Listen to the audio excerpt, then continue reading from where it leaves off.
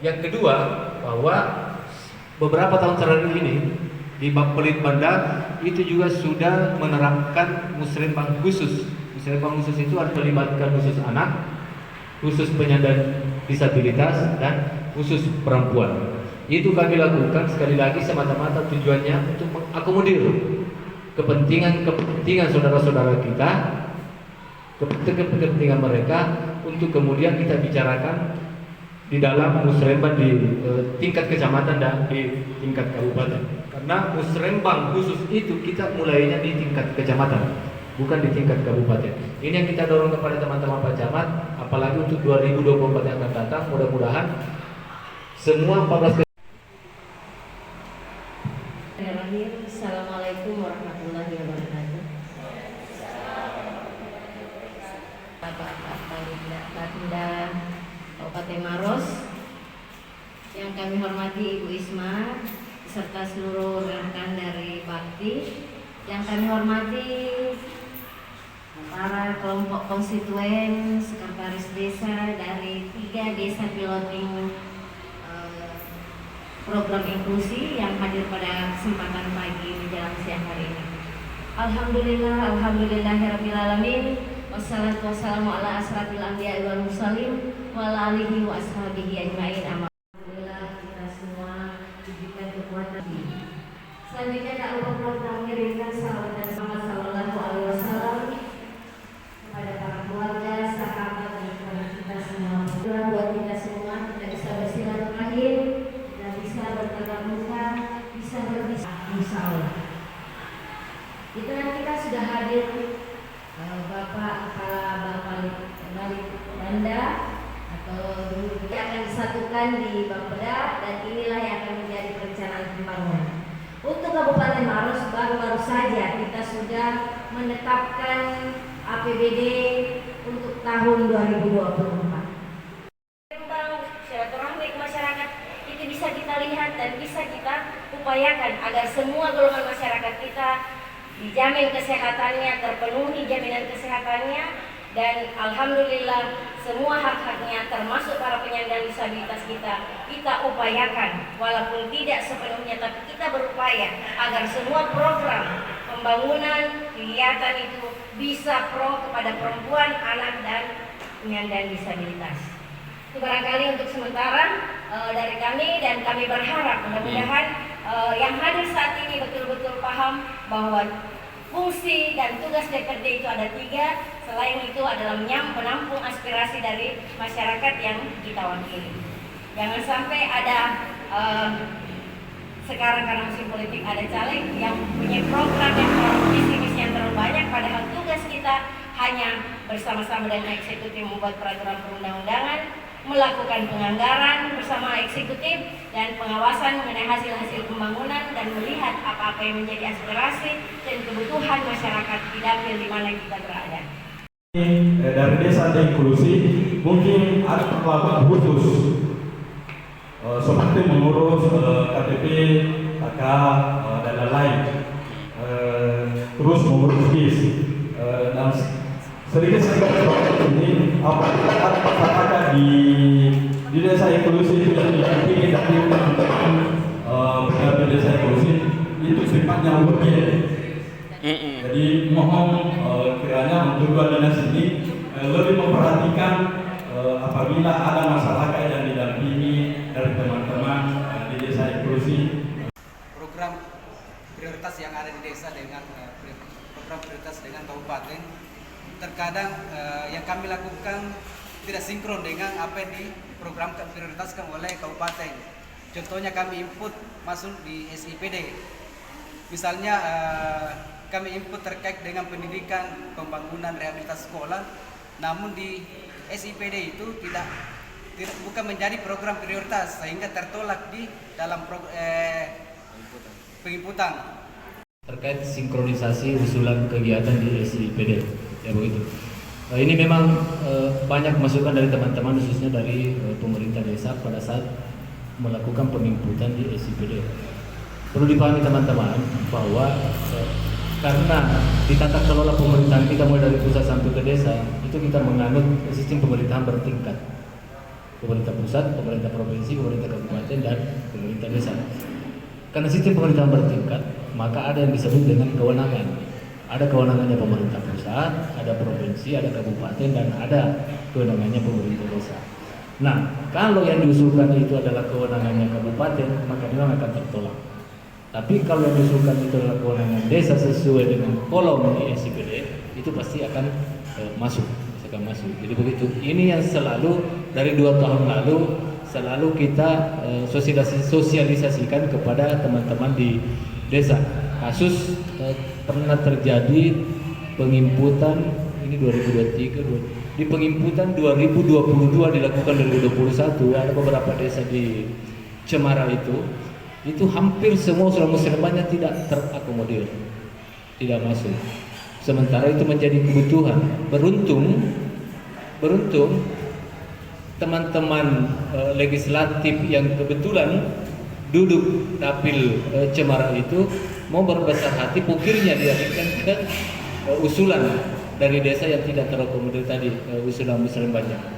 Jadi ada jalannya. Nah itu tadi, untuk kasus seperti itu, kalau memang itu bukan kewenangan maka dia akan tertolak. Jadi juga teman-teman di desa pahami, kalau tidak salah ada peraturan bupati, masih Pak Bupati yang lama kalau tidak salah, itu sudah mengeluarkan peraturan bupati tentang kewenangan desa. Jadi ada poin-poin di pasal 9, kalau bukan pasal 19 di peraturan bupati itu sudah mengurai yang mana kewenangan desa, yang mana yang menjadi kewajiban desa, yang mana yang harus dilakukan oleh di pemerintah desa.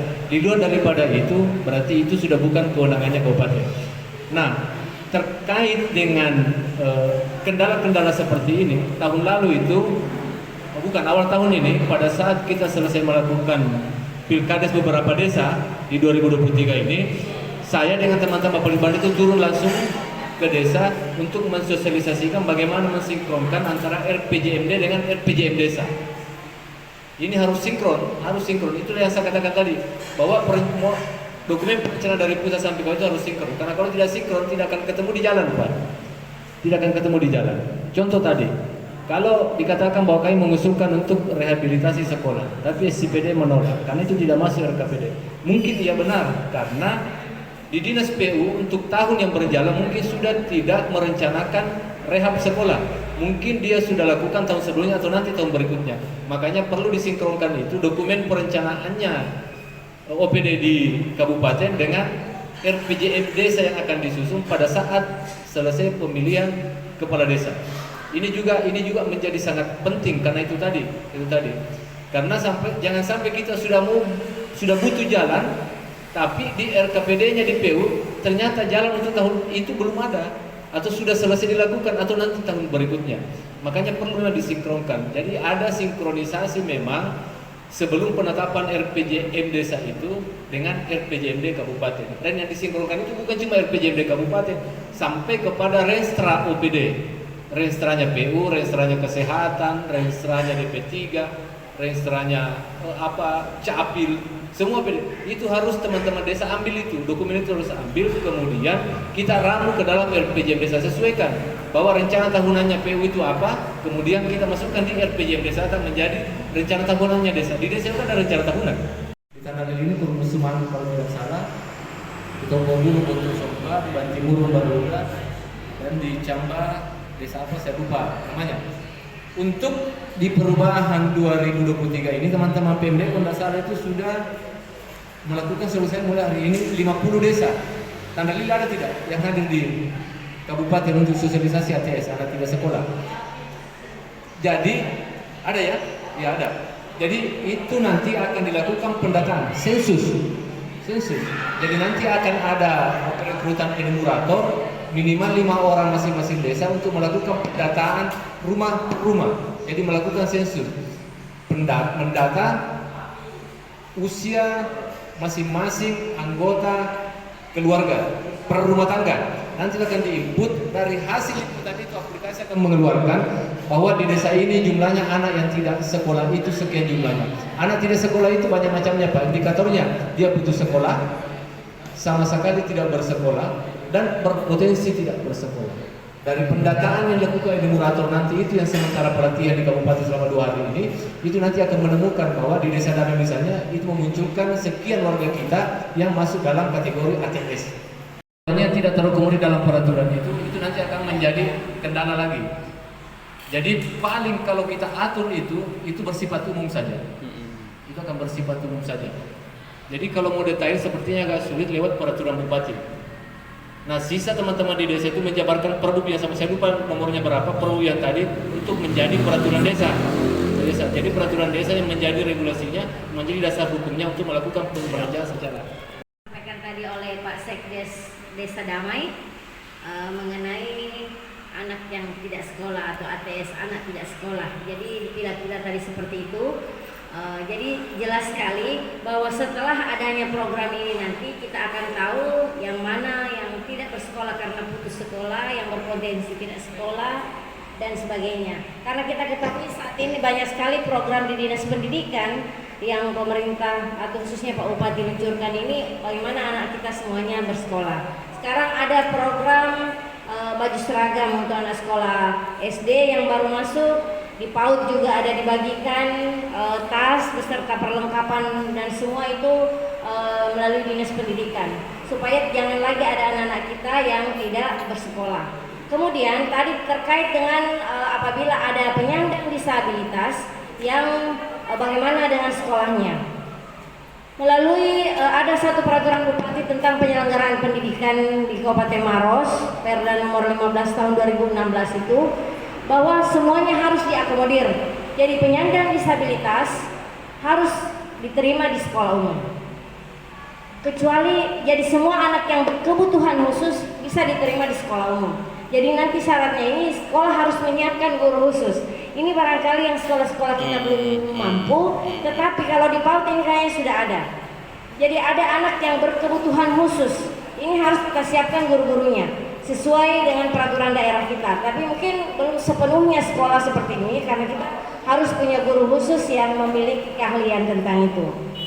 Khusus penyandang disabilitas kita misalnya tunarungu dan tunawicara ini biasanya masuk di sekolah khusus ya. Jadi ada sekolah khusus untuk penyandang disabilitas khususnya tunarungu dan tunawicara. Tetapi kalau misalnya cacat biasa kaki dan tangan sebenarnya bisa masuk di sekolah umum saja. Jadi mengenai ijazahnya sama dengan ijazah kita, kecuali kalau misalnya dia tidak ikut di sekolah umum, itu tadi melalui paket, apakah paket B atau paket C. Kuliah mengenai tadi kewenangan sudah panjang lebar dijelaskan oleh Pak Sulaiman. Seperti halnya misalnya kewenangan antara kabupaten dan provinsi, seperti kita lihat di pendidikan. Kalau SMA bukan kewenangan kabupaten, diklik bagaimanapun tidak akan masuk karena bukan kewenangan kita. Kewenangan kita hanya PAUD, SD sampai tingkat SMP. Kalau SMA sudah kewenangan provinsi. Oleh karena itu, secara gamblang saya dijelaskan bahwa ini sesuai kewenangan kita.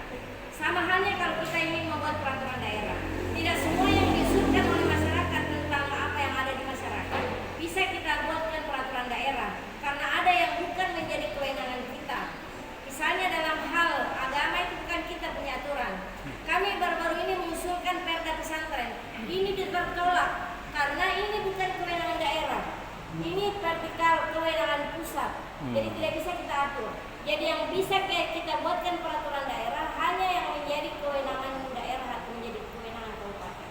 Ya, itu barangkali sekiranya tambahan dari kami. Selanjutnya mengenai pendampingan petugas khusus di Dukcapil, insya Allah akan kami tindak lanjuti dan akan kami sampaikan kepada Dukcapil dan Dinas Sosial. Terkait KIS, akhir-akhir ini beberapa masyarakat yang memang sudah sangat membutuhkan dan tidak ada KIS-nya, biasanya segera kami tindak lanjuti, kita lapor apabila yang penting punya KK dan KTP. Insya Allah kami akan tindak lanjuti supaya segera mendapatkan KIS. Kalau tidak tercover di APBN, kami upayakan supaya tercover di KIS APBD dan kabupaten sehingga mereka semuanya terlayani atau terjamin kesehatannya. Itu barangkali sekedar tambahan dari saya. Perkenalkan, saya Mas Ruli dari desa Kepulia, kebetulan ketua kelompok konstitusi desa Kepulia. Oke. Oke, saya menyambung lagi tadi pertanyaan dari Pak Basir. Tadi sudah dijelaskan oleh Bapak dari Belanda terkait CPD, Pak. Karena banyaknya usulan-usulan dari desa yang tertolak karena tidak sinkron antara usulan di desa dengan prioritas usulan di kabupaten. Pengalaman tahun kemarin banyak teman-teman desa itu yang tidak ada usulannya masuk. Termasuk desa Damai. Itu banyak ala ere, Eko pancing sedikit kayaknya. Karena kebetulan saya juga ikut kemarin di Musrembang kecamatan. Jadi saya lihat usulan teman-teman. Nah, saya sempat mencari mana usulannya teman-teman dari desa lain. Ternyata itu banyak yang tertolak. Rapat tadi saya menarik kesimpulan bahwa sebelum kita di desa melakukan musrembang harus ada penyelarasan usulan. Ya, jadi melalui kesempatan ini saya insya Allah setelah pulang dari sini saya akan berkoordinasi dengan Komisi 1 yang membidangi Dukcapil. Kebetulan kami juga sekarang punya namanya baru ditetapkan mengenai peraturan daerah tentang administrasi kependudukan. Jadi melalui kesempatan ini saya akan sampaikan ke Komisi 1 untuk memanggil dinas kependudukan, ya. Untuk supaya ada informasi, barangkali dinas kependudukan tidak tahu kalau ada namanya kelompok konstituen pendampingan. Jadi perlu kami panggil supaya mereka tahu bahwa ada kelompok-kelompok konstituen yang tugasnya mendampingi perempuan, anak dan penyandang disabilitas apabila melakukan perlu pengurusan baik di dinas sosial maupun di dinas kependudukan dan pencatatan sipil. DPRD Kabupaten Maros untuk mendengarkan aspirasi yang telah dihasilkan di 3 desa yang berkaitan dengan penanganan isu-isu perempuan, anak, disabilitas, dan inklusi sosial. Sudah ada dokumen yang tadi dibagikan ini kepada anggota perwakilan DPRD Kabupaten Maros, di mana di dalamnya adalah program-program atau aspirasi yang telah disuarakan oleh kelompok konstituen yang difasilitasi oleh Yayasan Bakti, Kakak Isma, dan menjadi saksi adalah Kepala Bapelitbangda Kota Maros, Bapak Sulaiman Samad, SIP MSI, dan diterima oleh anggota Wakil Ketua DPRD Kabupaten Maros, Ibu Haja Khairia Rahman, luar biasa, dan disaksikan oleh perwakilan dari ketiga desa. Salam dari Maros, salam inklusi.